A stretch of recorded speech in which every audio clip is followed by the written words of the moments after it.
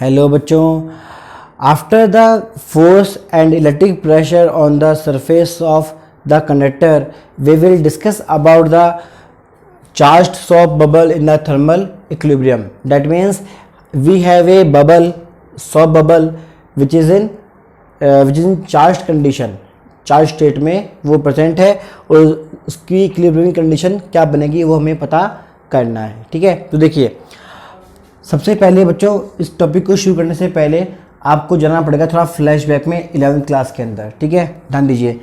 आपको पता है अगर मेरे पास ये सोप बबल है, ठीक है, जिसकी रेडियस हम मानते हैं कितनी आर, क्योंकि आपको पता है कैसा होता है, स्फेरिकल होता है. तो आपने 11th क्लास में पढ़ा था कि किसी भी बबल के अंदर दो तरह के प्रेशर इंड्यूस होते हैं. First is inner pressure and second is outer pressure.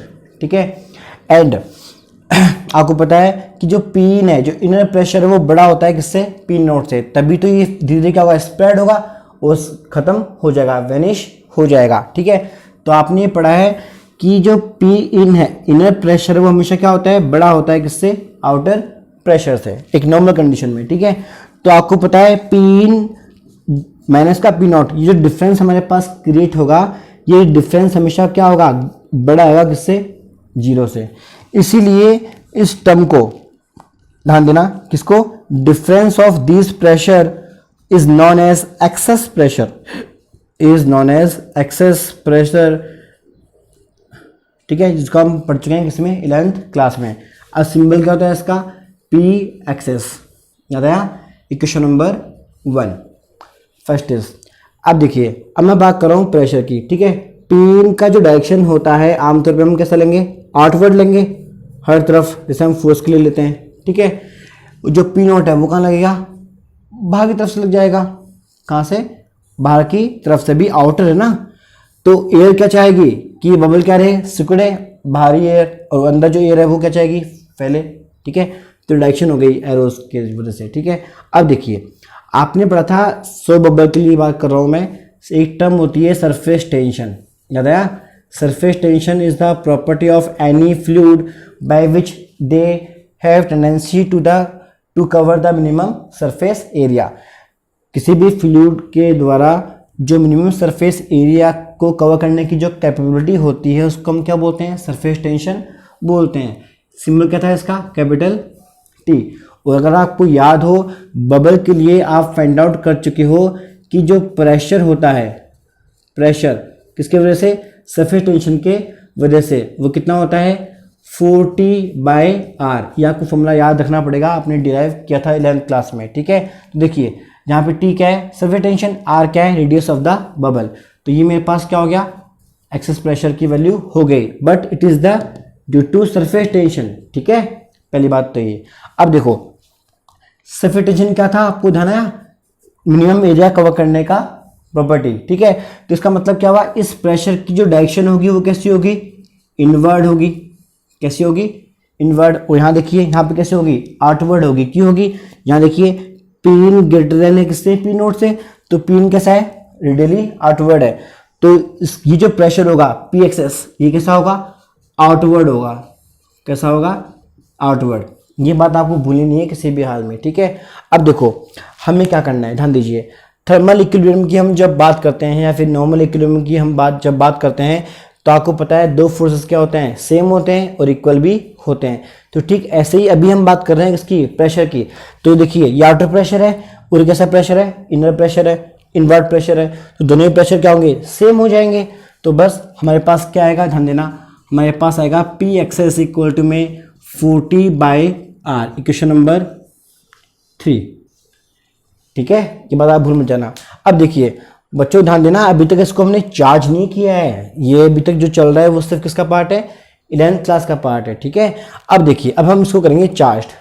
Topic का नाम में क्या लिखा हुआ है, चार्ज सोप बबल. अब देखो आपको मैं बच्चों पहले बता चुका हूँ कि जब किसी भी बॉडी को हम चार्ज करते हैं, हम एक्सटर्नली इसको क्या दे रहे हैं, चार्ज दे रहे हैं. तो वो जो चार्ज है इसकी सरफेस पे यूनिफॉर्मली क्या हो जाएगा, डिस्ट्रीब्यूट हो जाएगा. ठीक है, क्या हो जाएगा, यूनिफॉर्मली क्या हो जाएगा, डिस्ट्रीब्यूट हो जाएगा.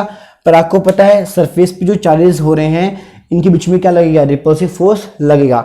तो मैंने आपको बताया था लास्ट वीडियो के अंदर इस रिपल्सिव फोर्स के करस्पॉन्डिंग एक इलेक्ट्रिक प्रेशर जनरेट होता है, ठीक है, जिसकी वैल्यू आप लोग निकाल चुके हो लास्ट वीडियो में सिग्मा स्क्वायर अपॉन में 2 एप्सिलॉन नॉट, ठीक है।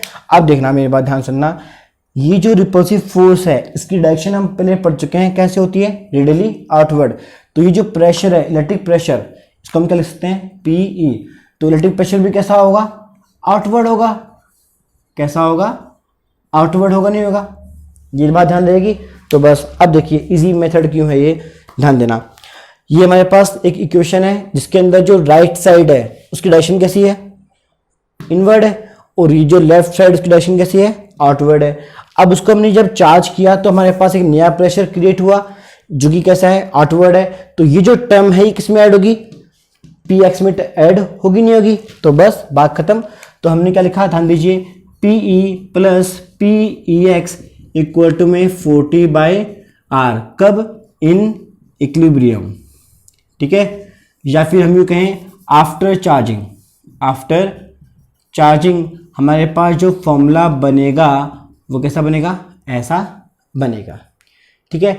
अब देखो बच्चों ध्यान दो, होता क्या है आपको पता है बुलबुले की लाइफ बहुत कम होती है ना, फूक मारा और वैनिश थोड़ी देर बाद, ठीक है। देखिए हम जब किसी बबल को चार्ज करते हैं तो धीरे धीरे एक टाइम ऐसा आता है कि बबल क्या होता है, वैनिश हो जाता है। अब आप दिमाग लगाओ, छोटा सा दिमाग लगाओ, अगर ये वैनिश हो जाएगा बबल तो उस केस में हवा होगी हर तरफ, एयर प्रेशर होगा, तो पी इन क्या हो जाएगा, अपने आप ही क्या हो जाएगा, इक्वल किसके, पी नोट के। तो पी इन और पी नोट जैसे ही इक्वल होंगे तो हमारे पास पी एक्स कितना आ जाएगा, 0 आ जाएगा, ठीक है। तो ध्यान रखना हमेशा, इन इक्विलिब्रियम एक टाइम ऐसा आता है कि पी एक्स प्रेशर कितना हो जाता है, 0 हो जाता है। उस केस में आपको पता है जैसे ये 0 होगा तो मेरे पास क्या बनेगा, इलेक्ट्रिक प्रेशर इक्वल टू में 40/R। Very very important formula, और आपको पता है क्या बनता है, सिग्मा स्क्वायर अपॉन में 2 एप्सिलॉन नॉट 40/R। तो ये बहुत ही इंपॉर्टेंट फॉर्मूला है, एग्जाम में इस पे न्यूमेरिकल भी आते हैं। इनमें वो क्या करता है एग्जामिनर कि आपको जो 3 आपके वेरिएबल्स हैं सिग्मा, टी और आर, उनमें कोई भी 2 आपको दे देगा और एक आपको पूछ लेगा, ठीक है। और आपको पता है तो कांस्टेंट है एप्सिलॉन नॉट, तो ठीक है बच्चों। तो ये टॉपिक हमारा पूरा हो चुका है। नेक्स्ट वीडियो में बच्चों हम पढ़ेंगे पोटेंशियल के बारे में, जो कि बहुत ही इंपॉर्टेंट चैप्टर है, ठीक है। तो मिलते हैं नेक्स्ट वीडियो के अंदर। आपको वीडियो अगर अच्छा लगे तो लाइक को सब्सक्राइब करना नहीं भूलें, ठीक है।